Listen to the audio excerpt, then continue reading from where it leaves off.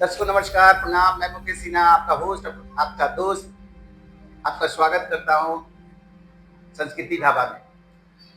तो देखिए, मैं यहाँ पे बेंगलुरु में आया हूँ, तो मैंने यहाँ संस्कृति ढाबा में बहुत लोगों से सोचा कि बात करूँ, क्या एक्सपीरियंसेस है उनके और कैसा महसूस करते हैं संस्कृति ढाबा में आने के बाद। तो आइए मैं आपको मिलवाता हूँ एक सज्जन से, इस परिवार के सदस्य से। संस्कृति ढाबा में लगातार उनका आगमन होता है और उनका परिचय उन्हीं की जुबानी हम सुनते हैं। शुक्रिया।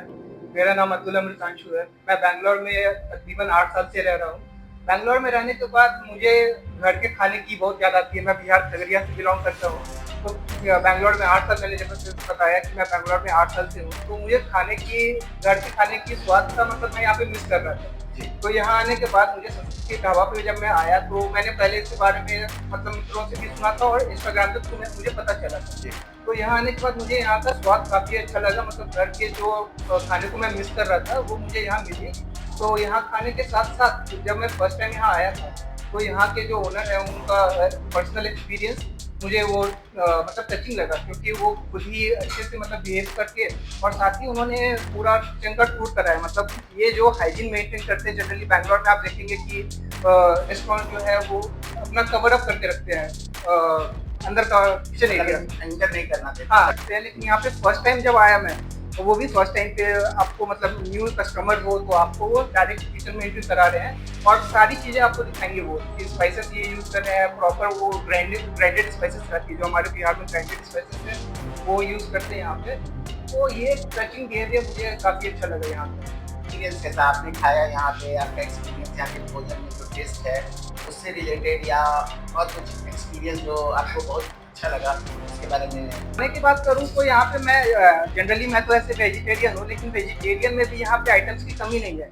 आपको अगर बेसिक भी खाना खाना हो, अगर जैसे आप घर के दाल भात चोखे को मिस कर रहे हो, दाल भात भुजिया है, तो वो सब आपको यहाँ पे मतलब इजीली और काफी स्वादिष्ट, मतलब घर के जैसा दाल आपको पका हुआ भुजिया घर के जैसा आपको यहाँ पे मिल जाता है। साथ ही सब्जी में आपके पास फिर पनीर के बहुत सारे वेराइटीज अवेलेबल है, तो पनीर के आइटम्स आप खा सकते हैं। और बिहार का स्पेशल हमारा लिट्टी चोखा, मतलब जहाँ भी जाए तो लिट्टी चोखा तो रहता ही।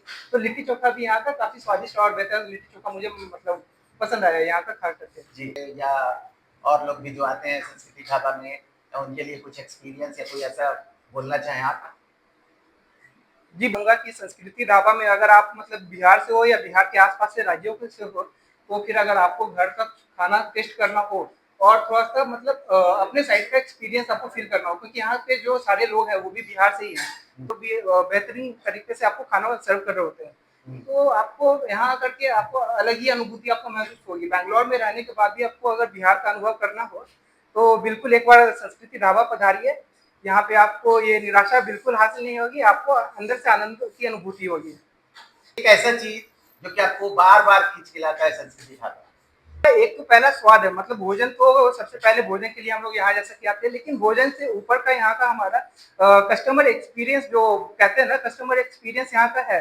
तो यहाँ के सारे मेंबर्स हो या ओनर हो, सारे लोग मतलब अपने आप में एक अपनापन सा महसूस करवाते हैं। तो वो काफी अच्छी चीजें हैं जो कि आपको जनरली आप रेस्टोरेंट में, तो बैंगलोर में करने के लिए तो सारे रेस्टोरेंट भरे हुए, लेकिन अपनापन जो लगता है वो यहाँ पे है जो आपको खींच करके लाए। जब पॉइंट देने के लिए तो 10 में कितना देंगे संस्कृति? और 10 से ऊपर अगर कुछ पॉइंट होता है तो 10 पे ही दे पाऊंगा। 10 तो मुझे जस्टिस नहीं कर पाएगी, तो 10 से ऊपर अगर कुछ पॉइंट होता है तो फिर मैं वो देता, लेकिन 10 है मैक्सिमम, तो फिर आई वुड गो विद 10।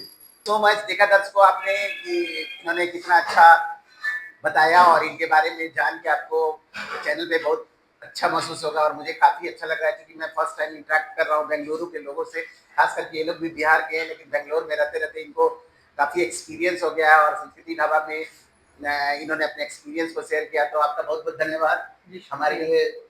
धन्यवाद जो आपने समय निकाला, संस्कृति ढाबा के बारे में इतना अच्छा शब्द कहे आपने, इसके लिए। जी, संस्कृति ढाबा को भी मैं अपनी तरफ से धन्यवाद देना चाहूंगा कि बैंगलोर में रहने के बाद भी अपनापन जो मुझे, मतलब यहाँ पे बैंगलोर में जनरली आपको अपनापन मिस हो रहा होता है, तो संस्कृति ढाबा आप आएंगे तो लोगों भी यहाँ पे आपको मिल जाएंगे अच्छी। मतलब संस्कृति ढाबा को भी मैं उल्टा धन्यवाद देना चाहूंगा। आशा है कि आपको ये वीडियो पसंद आएगा और संस्कृति ढाबा का प्यार आपको पसंद आएगा। लगातार आप संस्कृति ढाबा को प्यार दे रहे हैं, इसके लिए बहुत बहुत धन्यवाद। लास्ट में यही कहूंगा, आप खुश रहें, आबाद रहें, तंदुरुस्त रहें, आपकी दुनिया उज्जवल हो। धन्यवाद।